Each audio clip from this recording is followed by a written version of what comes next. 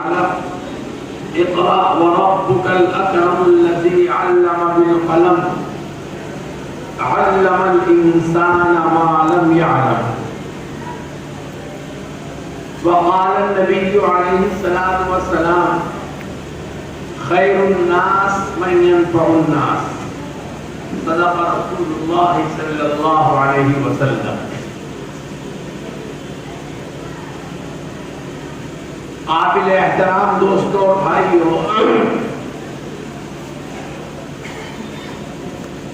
بہت مبارکباد کے قابل ہیں علاقے کے حضرات اور اس جلسے کا نظم و نسق کرنے والے احباب کہ انہوں نے سیرت النبی صلی اللہ علیہ وسلم کے بہت ہی قیمتی اور مبارک موضوع پر یہ جلسہ منعقد کیا. اور واقعہ یہ ہے کہ حضور پاک صلی اللہ علیہ وسلم جب دنیا میں تشریف لائے تو اس وقت دنیا ہر طرح کی گمراہی، ہر طرح کی ظلمت اور ہر طرح کی گندگیوں سے بھری ہوئی تھی.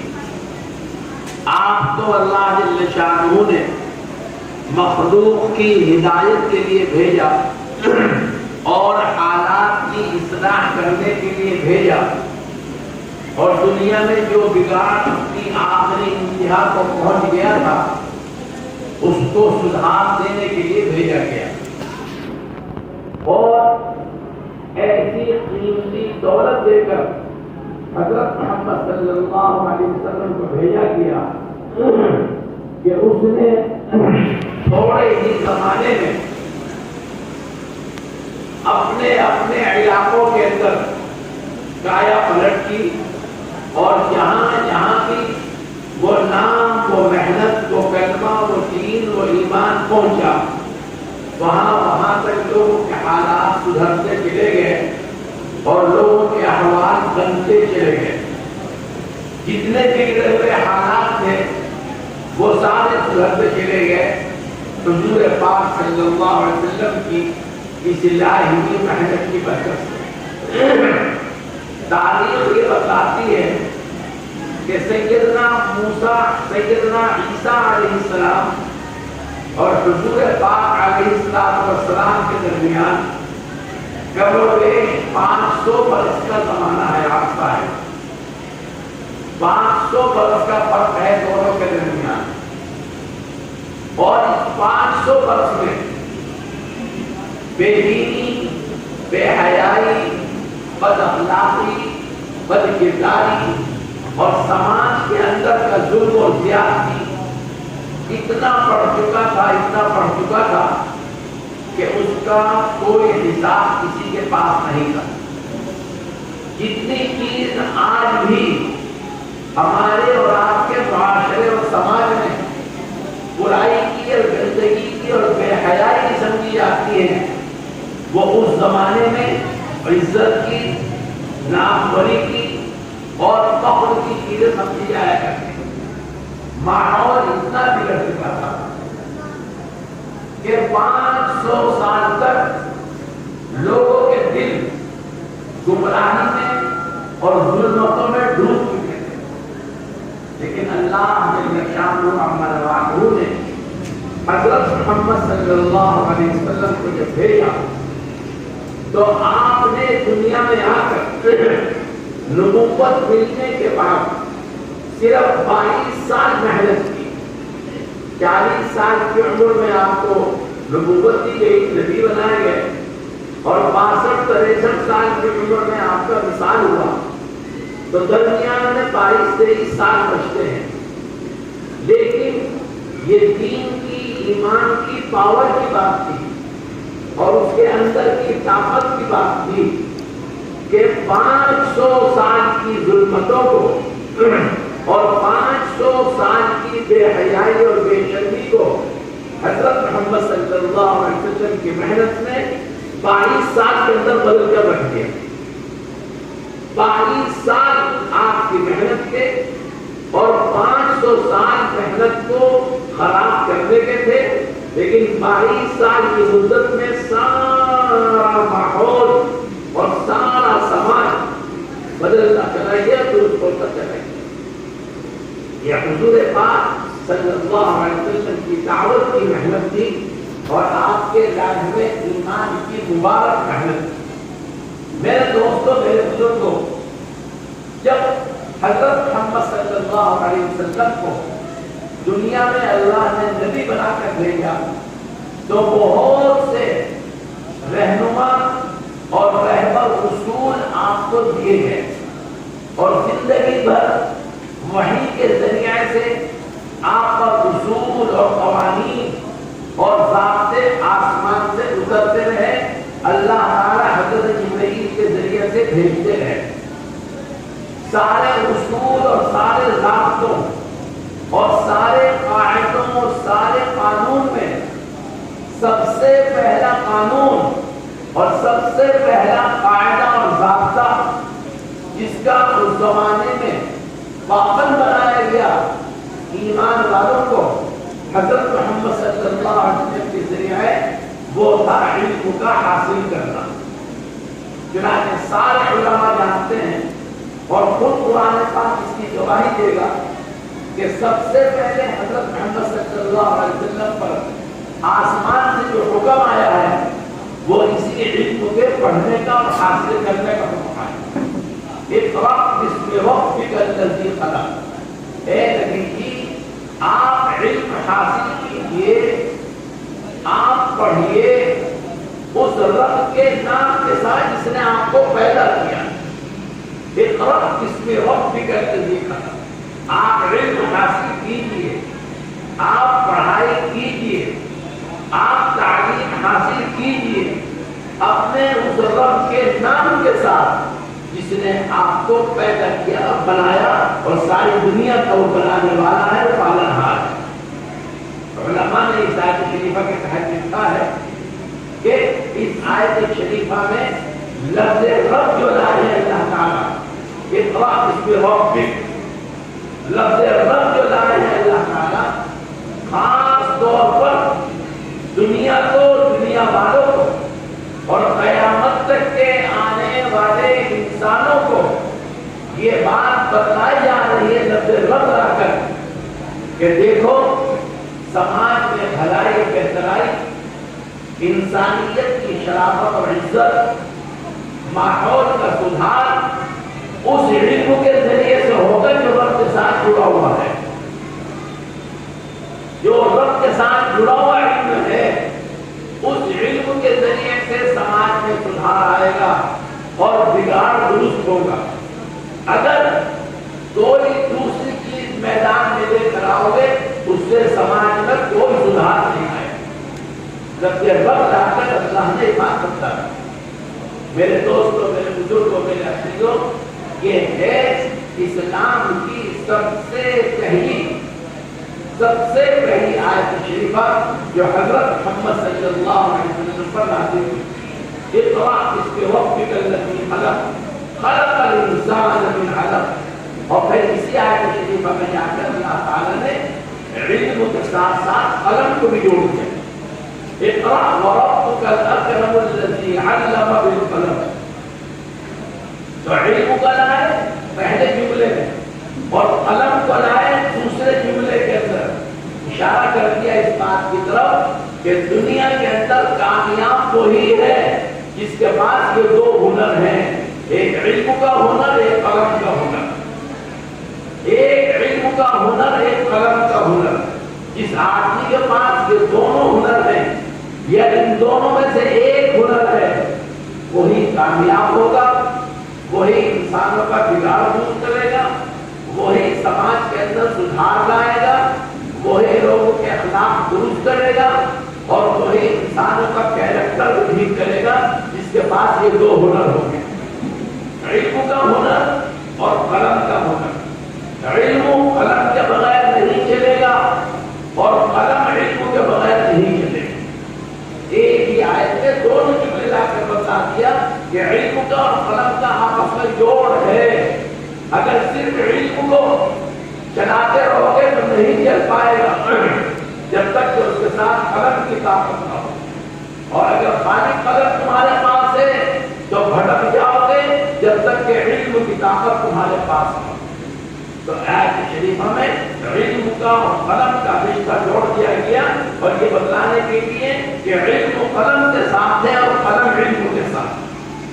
آج میرے دوستوں اور بزرگوں اس آیت شریفہ پر نازل ہوئے اور آسمان سے اترے ہوئے لگ بھگ 1500 سال ہو چکے ہیں. 1500 سال اس آیت کو اترے ہوئے. آج دیکھو کتنا دنیا کے اندر علم پر محنت ہو رہی ہے، علم کو پھیلایا جا رہا، علم پر سیمینار ہو رہے، علم پر جلسے ہو رہے، لکھنے پڑھنے کی اہمیت بیان کی جا رہی، اسکول کھولے جا رہے، کالج کھولے جا رہے، یونیورسٹیاں کھولے جا رہے، مدرسے کھولے جا رہے، جامعات کھولے جا رہے، ادارے کھولے جا رہے. 1500 سال کے بعد آج دنیا وہی آ گئی جہاں اللہ نے حضرت محمد صلی اللہ علیہ وسلم کو 1500 سال پہلے حکم دیا. 1500 سال پہلے کا حکم ہے اور آج ہم اس کو اپنی آنکھوں سے سامنے نظر آتا ہے. اور علماء نے لکھا ہے کہ جس وقت یہ آیت شریفہ نازل ہوئی ہے سیدنا محمد صلی اللہ علیہ وسلم پر پورے عرب کے اندر کسی قبیلے میں، کسی علاقے میں، کسی محلے میں نہیں، علماء نے لکھا ہے پورے ملک عرب اور پورے دیش کے اندر 7-8 آدمیوں سے زیادہ لکھنے پڑھنے والے نہیں تھے. پورے عرب میں 7-8 آدمیوں سے زیادہ لکھنے پڑھنے والے نہیں. اور اللہ تعالیٰ اس ماحول میں حکم دے رہا ہے کہ پڑھو بھی اور لکھو بھی، علم بھی حاصل کرو اور قلم طاقت بھی حاصل کرو. علماء نے لکھا ہے کہ اللہ نے اس ماحول کے اندر جہاں لاکھوں کی آبادی میں صرف 7 آدمی لکھنے پڑھنے والے ہیں، اللہ نے علم کو اور قلم کو اتار کر یہ بتلا دیا کہ ہم ماحول کے خلاف حکم دیں گے اور ماحول کے خلاف اپنے حکم کو چلا کر رہیں. الحمدللہ ساری دنیا کے اندر لکھنے پڑھنے کا رواج چل رہا ہے، علم کا اور قلم کا رواج چل رہا ہے. اور اتنا لٹریچر، اتنی کتابیں آ رہی ہیں رات دن کہ ان کا کوئی شمار کرنے والا نہیں ہے. پڑھنے والے تو بہت دور کی بات ہے. اسی واسطے حافظ ابن حجر رحمۃ اللہ علیہ نے اصابہ میں لکھا ہے اپنے مشہور معروف کتاب میں کہ علم کی اور قلم کی اہمیت اور کتابوں کی یہ وسعت اور اتنے زبردست لٹریچر کی اشاعت یہ اس امت محمدیہ کی یعنی مسلمانوں کی خصوصیت ہے. اس سے پہلے امتوں میں اور ملتوں میں اور قوموں میں اتنی کتابوں کی رواج نہیں، نہ اتنے علم کا رواج تھا، نہ اتنے قلم کا رواج تھا، نہ اتنے لٹریچر کا رواج تھا، نہ اتنی کتابوں کے پڑھنے لکھنے کا دستور تھا. یہ بھی اس امت کی یعنی ہماری اور تمہاری اور امت محمدیہ کی خصوصیت ہے کہ اللہ تعالیٰ نے اس کو علم بھی عطا فرمایا اور قلم بھی عطا فرمایا. اور علماء نے اور آگے چل کر لکھا ہے کہ اللہ تعالیٰ اپنے ہر دور کے نبیوں کو کوئی مخصوص چیز عطا فرماتے ہیں، امتیازی شان عطا کرتے ہیں ہر نبی کو اپنے دور کے. اور وہ چیز اس نبی کو جو دی جاتی ہے پھر وہی چیز اس نبی کی امت کے اندر بھی چلائی جاتی ہے. چنانچہ حضور پاک صلی اللہ علیہ وسلم کو علم کی دولت دی گئی، قلم کی دولت دی گئی، تو اللہ نے قیامت تک علم کو اور قلم کو ان کی امت کے اندر رکھ دیا. اب رات دن ماشاءاللہ علماء کی تعداد ہے کہ بڑھتی چلی جا رہی ہے. علم والے قلم والے رات دن میدان کے اندر آ رہے ہیں. ورنہ ہم نے تاریخ میں پڑھا ہے کہ کسی ملک میں ہندوستان کے اندر آج سے 100 سال پہلے 125 سال پہلے یہ پوزیشن تھی اور یہ حالت تھی کہ شہروں کے اندر ڈھونڈے سے کوئی نماز پڑھانے والا نہیں ملتا، ڈھونڈے سے نہیں ملتا. جنازے کی نماز پڑھانے کے لیے کوئی نہیں ملتا تھا. جنازہ گاؤں میں دیہات میں رکھ کر دوسرے گاؤں اور دیہات تلاش کرنے کے لیے جانا پڑتا تھا کہ ہمارے یہاں جنازہ تیار ہے، آ کے نماز پڑھا. یہ حالت تھی آج سے 100 سال پہلے اس ملک میں. لیکن اللہ کا کرم متوجہ ہوا، علماء کھڑے ہوئے، اہل علم کھڑے ہوئے، دین کا درد اور ملت کا فکر رکھنے والے لوگ کھڑے ہوئے، اور انہوں نے 1866 میں دارالعلوم دیوبند قائم کیا، اور اس کے 6 مہینے کے بعد اسی سال 1866 میں بازار علوم سہارنپور قائم کیا. یہ 2 ادارے قائم ہوئے، اور پھر ان کے پڑھنے والوں نے جہاں جہاں بھی جاتے رہے ادارے، بڑے بڑے مدرسے اور جامعات قائم کرتے چلے گئے.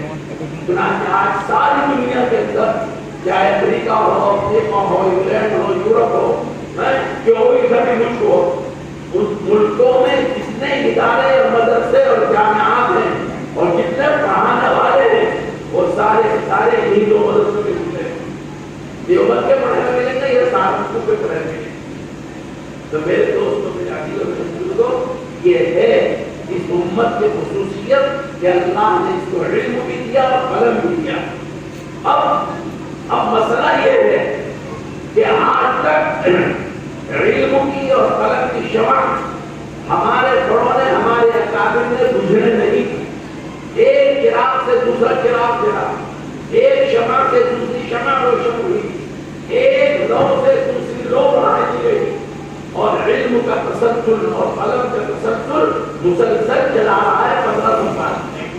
اب ضرورت اس بات کی ہے کہ ہم اسی فکر کے ساتھ، اسی تندہی کے ساتھ اور اسی ہمت اور حوصلے کے ساتھ علم کی شمع کو اور قلم کی لو کو آگے بڑھاتے چلے،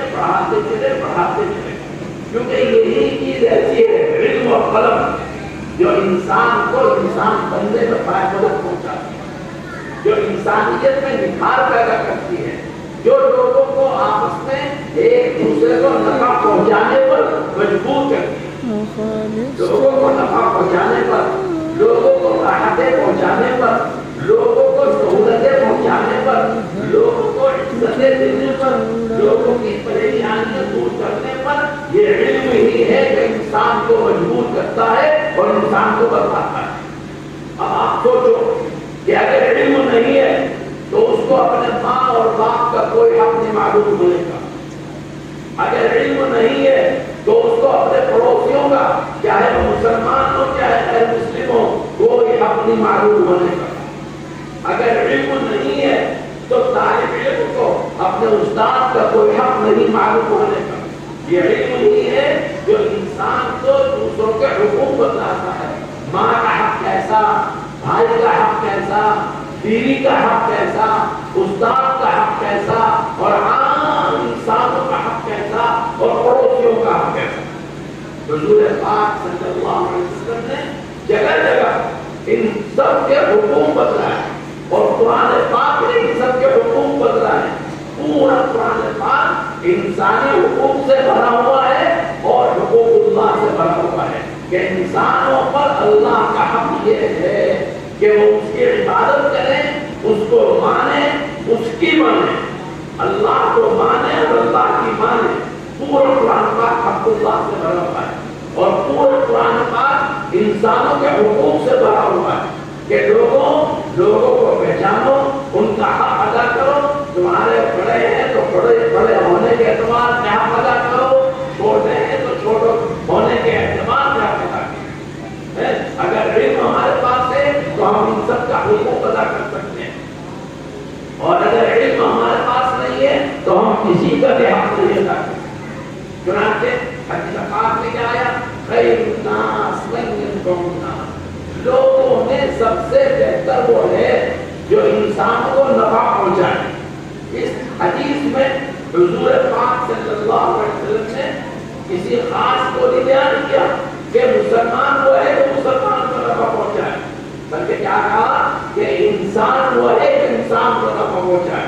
انسانوں میں مسلمان بھی آ گئے، غیر مسلم بھی آ گئے، یہودی بھی آ گئے اور سکھ بھی آ گئے، سارے لوگ انسانوں کی کیٹیگری میں. تو فرمایا خیر الناس من ينفع الناس، لوگوں میں بہتر بہتر وہ ہے جو لوگوں کو نفع پہنچائے. اسی طرح فرمایا بل لم يرحم صغيرنا ولم يغفر كبيرنا فليس منا. جو ہمارے چھوٹوں پر رحم نہ کرے، چھوٹے چھوٹے بچوں پر، چھوٹی عمر کے لوگوں پر، اپنے سے چھوٹوں پر رحم نہ کرے اور اپنے بڑوں کی عزت نہ کرے، وہ ہم میں سے نہیں ہے. یعنی وہ مسلمانی نہیں ہے، وہ امت میں سے نہیں ہے، امت محمدیہ میں سے نہیں ہے. یہ ساری باتیں انسان کو نہیں معلوم ہوگی جب اس کے پاس علم ہوگا. اس لیے میرے دوستوں، میرے بزرگوں، اس پر محنت کرنی چاہیے.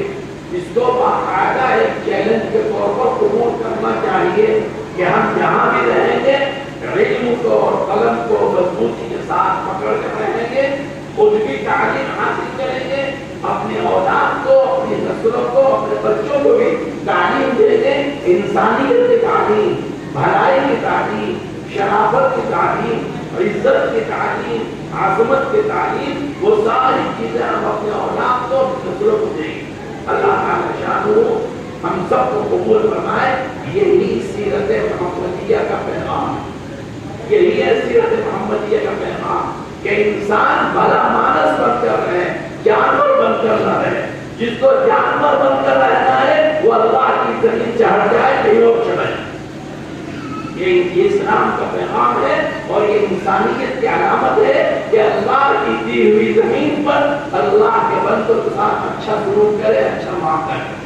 اللہ تعالیٰ شانہ ہم سب کو اس کی توفیق عطا فرماوے اور صحیح انسانیت اور صحیح اور سچی بندگی کرنے کی ہم سب کو